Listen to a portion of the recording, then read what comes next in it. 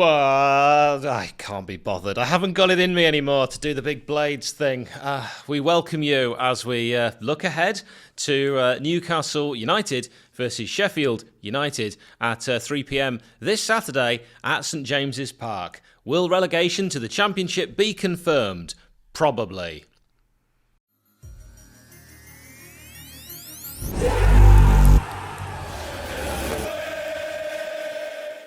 I thought the best place to start was a look back at that Manchester United game. Yes, we lost 4-2.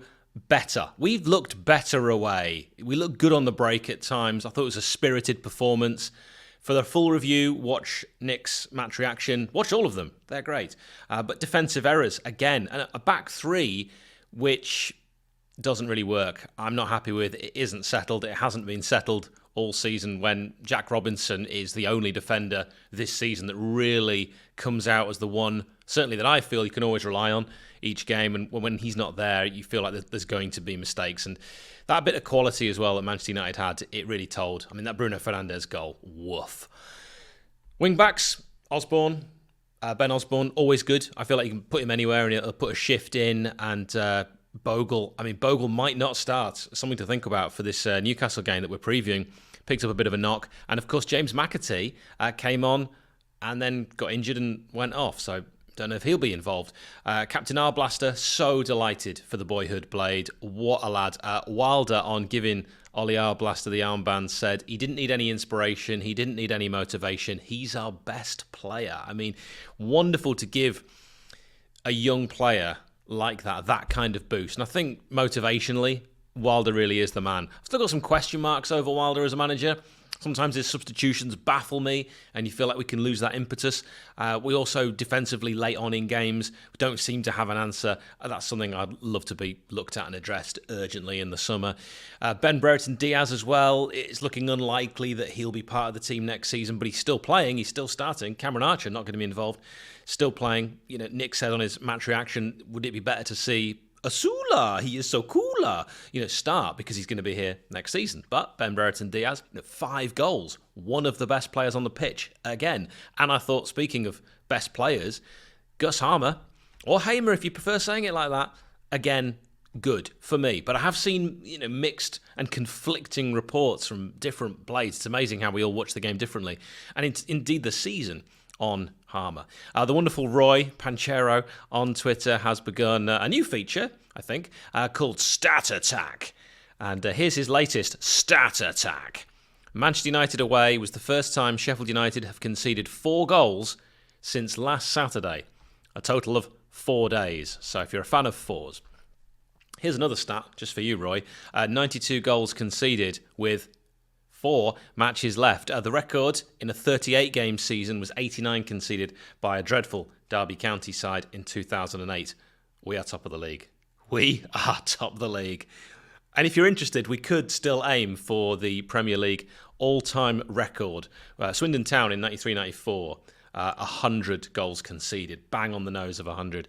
Ipswich Town 94-95 conceded 93. Now, those are both from 42-game seasons, but If I can feel this confident about one thing, lads, I believe in you. I think you can possibly beat one of those. And for us, it is 2.68 goals conceded per game. That's worse than Swindon Town's record-breaking season in terms of goals conceded per game. And they conceded 100 goals. But that was in 42 games, as I mentioned, and that is 2.38 per game. So however you slice it, I'm joking around it. Actually, it hurts me. It's awful. It's embarrassing. Some of you that watch this know that I don't live in the UK anymore. A wonderful decision, by the way. And when you are abroad and people know very little about your football club, you say who you support, Sheffield United, they will always respond with, oh, Sheffield, and you die inside. But then they will say things that they know about the club. And this season, I don't want to repeat all of it because it's been an awful season in many ways, the things that they will just say are pretty painful because it's just embarrassing. And they'll be like, oh, yeah, worst team in the Premier League. Then you have to go, well, actually, we're not. And they will, oh, with a season where teams got points deductions and you're still bottom. And, oh, why'd you bring back your old manager? And there's just things like that.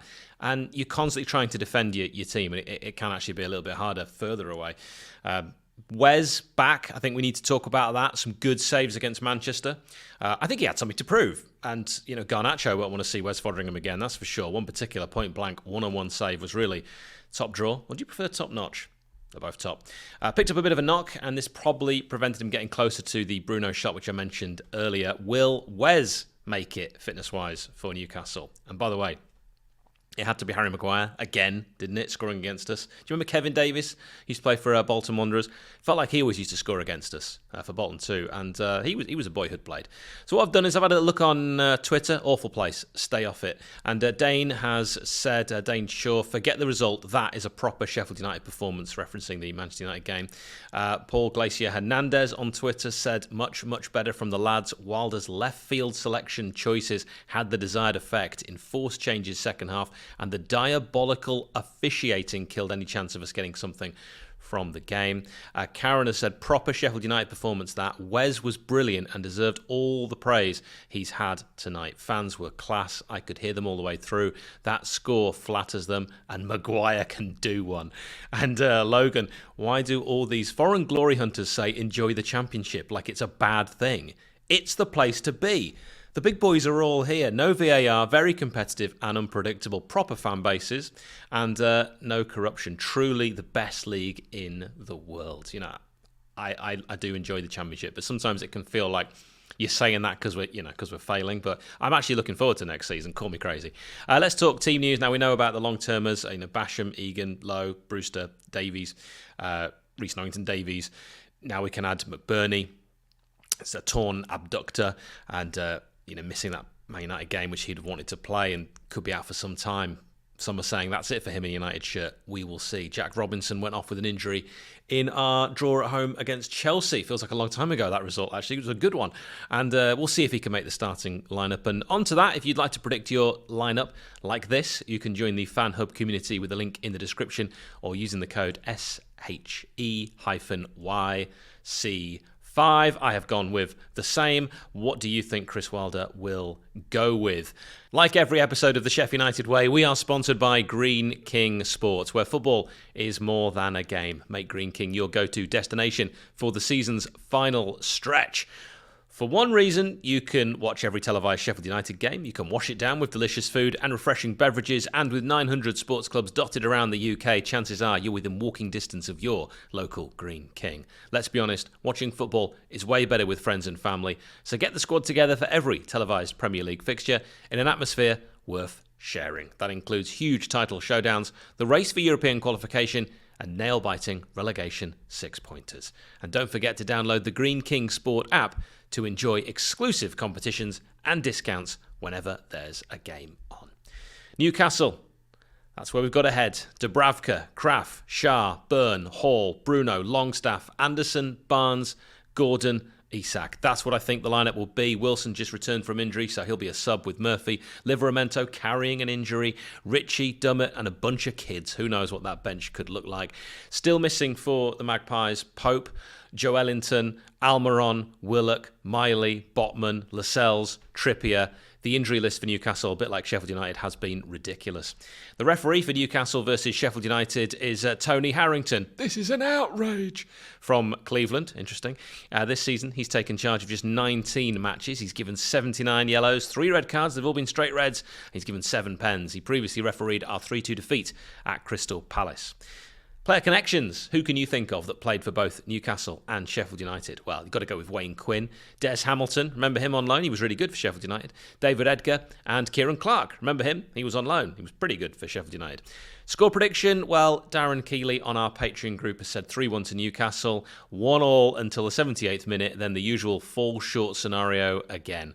Our blaster bags his first goal, excluding the one he put past 𝗬𝗫 of the week, with a volley just outside the box. Osborne named man of the match in another backs-to-the-wall game. That is what Darren thinks. Thinks Newcastle are going to win. Ewan also thinks Newcastle win 4-1, cementing Sheffield United's relegation.